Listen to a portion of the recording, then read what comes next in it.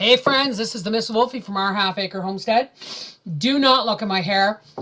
I'm going to be saying that a lot because while I was on holidays, I got my hair cut. Now, I've had one hairdresser in the last 3 years cut my hair exactly the way I wanted it to, and that was, I don't know, 2 haircuts ago. And she worked at Walmart, God bless her. But the next time I went to Walmart, she wasn't there, and I got her buddy to do it, and it didn't work out. It came out kind of like this. I have like 6 gazillion cowlicks and crowns in my head, and so I like to be able to, I don't use mousse. I've tried the mousse and the hairspray and the curling and all that stuff to keep it neat. It doesn't work. Okay? It may look good once or twice. So I like a haircut that I can do this or get out of the car and go, and it it does its thing. But this doesn't work. All right? So like me, you guys are just going to have to live with my nasty haircut. Anyway, what this YouTube video is about is about technology and some warnings. I just read an article on Facebook, and I will post the article in the show more info box below this video about a family whose baby monitor was hacked, and someone was talking to their child, their toddler, in the night. Now, how effing creepy is that?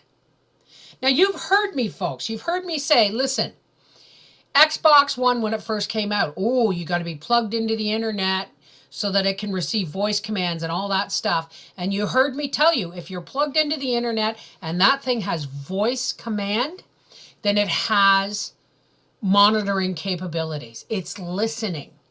So that anytime you say, turn on Xbox for J or whatever, and it does it, it's because it's constantly listening. You could have a conversation. If that thing is plugged into the internet and the voice command is on, the voice control is on, that thing, anybody monitoring that or hearing that, all you have to say is, well, I think Obama's an idiot and should have something blah, blah, blah, blah, blah, and make an inflammatory comment, and you could have the FBI at your door or the CIA or whoever the case may be. Because don't think someone isn't listening. There are apps for your phone. Oh my God. Let's have a look at my phone. Okay? My phone has apps coming out the yin yang, okay? Tons of these things. The thing is I'm pretty new to this technology. I have a cell phone because Just one moment. Here are commands you can say. Okay, just like that. I was just flipping stuff and some kind of voice command thing came on. Now, yes, I use voice command on my phone, not voice command, okay? I do voice typing. And everybody who's gotten one of my messages, one day my back was really bad, and I texted Howie and said, oh, it wasn't my back, it was a migraine. And I texted Howie with voice from bed saying, I've got a migraine. I'm going to take a couple of Robaxacet and rest until I can get the lightning bolt frame around my vision gone. And he thought that was a riot. Showed it to everybody at work, telling them I was having sex with 2 robots, or I just took 2 robot sex, or some bloody thing, and he thought that was hilarious. My point being, nothing on my phone is going to say, hey, dial me, dial Howie, dial this. It doesn't work that way, okay? And I won't have it that way. There's apps that you can have a computer lock deadbolt on your front door. And all you have to do is go beep, beep, and punch in the code, or just go beep, beep, and it unlocks your door. Anything like this that has wireless capabilities, okay, is hackable. That's simple. That's why my computer itself is actually plugged in It's not Wi-Fi. Yes, my laptop is Wi-Fi. My point is the easier they make things for us to use, and they sell this stuff to us as, oh, it's so easy. You just do this, bip, bip, bip, bip, and it's done. You can monitor your child getting in and off on and off the school bus. You can monitor your child in class. You can monitor your baby in the NICU, in the hospital. I don't know about that, but I mean, all these things that they're selling us as so easy is all very fragile technology and very, very hackable. It has a lot of potential danger. Okay? So these folks whose child's baby monitor was hacked must have had some kind of Wi-Fi thing on it. I mean, folks, don't get me wrong. I live in a nightmare of cords and wires when I'm uploading stuff onto my computer and charging my phone and all this stuff. And I saw the article for the Starbucks where they have these little things that will universal plugs for cell phones, and all you have to do is plug it in while you're in Starbucks. Plug this little cordless thing into your phone and set it on the table, and boom, it starts to charge. Everything, folks, is going wireless. Mark my words. Everything. It's going to get to the point where cameras, all I'm going to have to do, and there's cameras out there that already do it, is bing, bang, boom, upload. And you upload it to your YouTube, or you upload it. Hell, I can do that with my phone. I can do a video on my phone and upload it to Facebook. Okay? Everything is going wireless eventually for our convenience. But the more convenient things become and the fancier they are, the more fragile it is going to be and the more hackable. So if you do all your banking on your phone, these people taking pictures of checks and loading them into their bank accounts, that's creepy shit, man.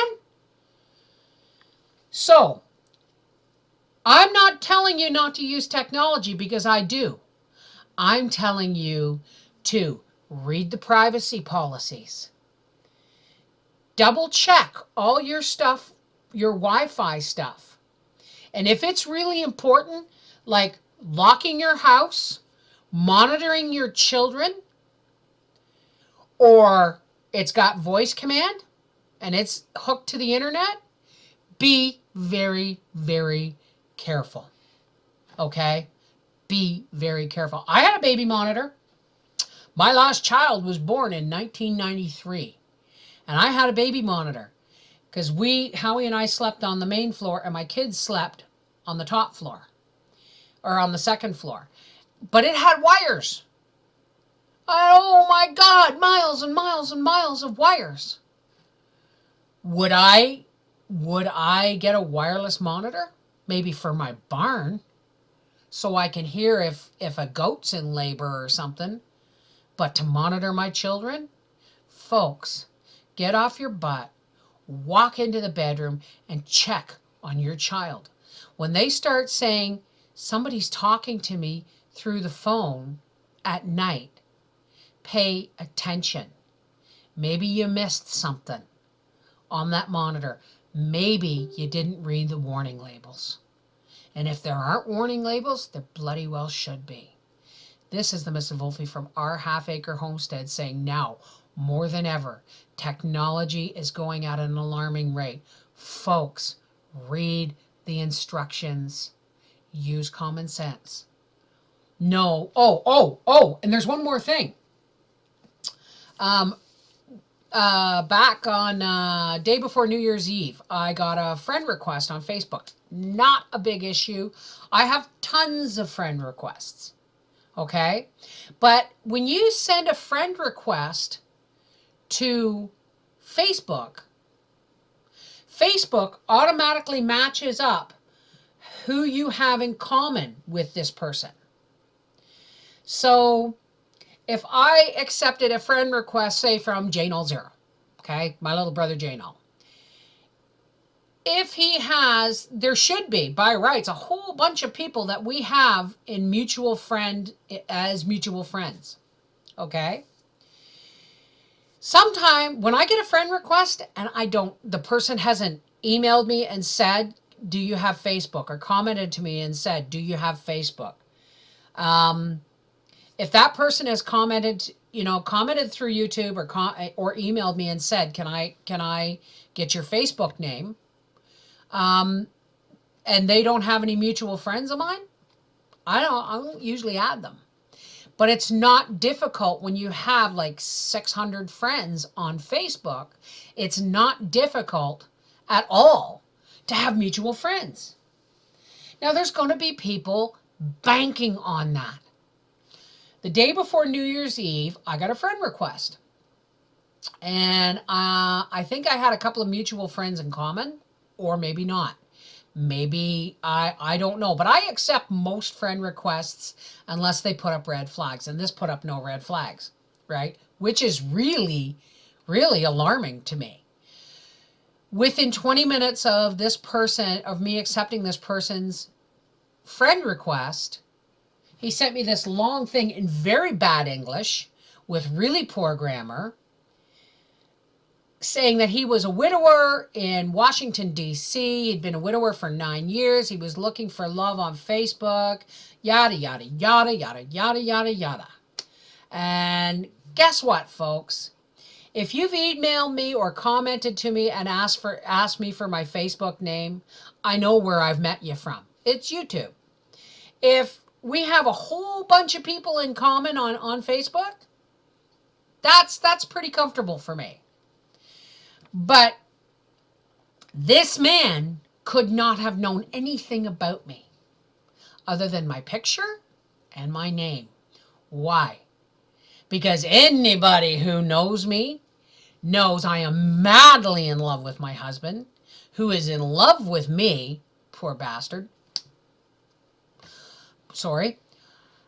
Who's in love with me, and we've been together for 25 years, and we've been through some hell.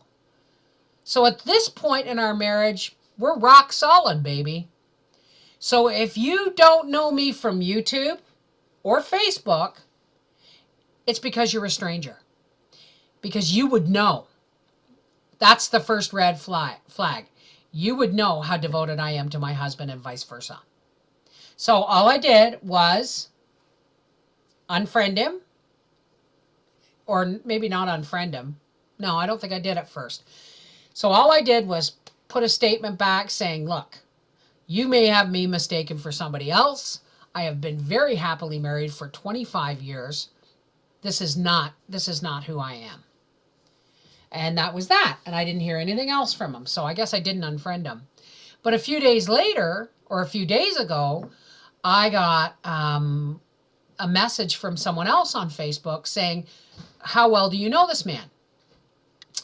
And I said, I don't know him from Adam. As a matter of fact, he, came on to me within 20 minutes of being accepted on my Facebook.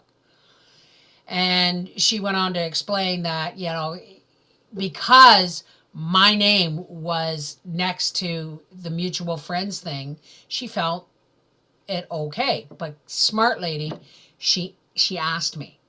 She asked me, because not all people on your mutual friends list know each other. I accept a lot of Facebook requests. It's my channel, my Facebook page is pretty much public. So this man's picture showed a 50-ish blue-eyed, gray-haired guy taking a selfie with school buses in the background, and gave his name as Charles Joseph Fain, F-A-I-N. Now, the reason I'm saying his name, and I'm going to show you his picture in a minute, is because that's probably not who he is. That's probably not this guy's picture. It's probably not this guy's name. If anybody has watched Dr. Phil in the last 100 years, we all know that they're all out there cruising the internet, cruising Facebook, cruising YouTube, looking for, middle-aged, lonely women who, look at me, folks, I'm not a physical prize. So therefore, to this guy, I must be prime bait or a prime target. Wrong again, honey. Wrong again. My point is, the picture I show you and the name I gave you is probably not necessarily this guy's picture and this guy's name. He's using it to get to women. Okay? He's an effing predator. Okay? Because he's already been sending requests through mutual friends of mine on Facebook to women. So I reverse searched his picture on Google, and sure enough, his picture, the same picture shows up, and he's targeting. Targeting sounds like a rough word, but he seems to be going and talking or asking for friend requests through Google and through Facebook and probably YouTube too. So, folks, again, you can't necessarily trust the picture and you can't necessarily trust the name. What do you trust? Your instincts. And if you find a predator on Facebook or on YouTube, put up the red flag and tell everyone you know. Because even if this is not the guy's picture, and even if this is not his name, it doesn't mean he's not out there. Okay? We're just flushing out his picture and flushing out this name, and he'll probably change pictures and names and tactics. So, what's my point? Be vigilant. Be vigilant with your cell phones. Be vigilant with those apps. Read privacy policies. Read warning labels. Read. I don't care if they're 12 pages long, folks. You know, just be vigilant with your privacy. This is the Mrs. Wolfie from our half-acre homestead saying, as far as I can, I got your back. But if the red flags go up, folks, you share that information. Take care. God bless.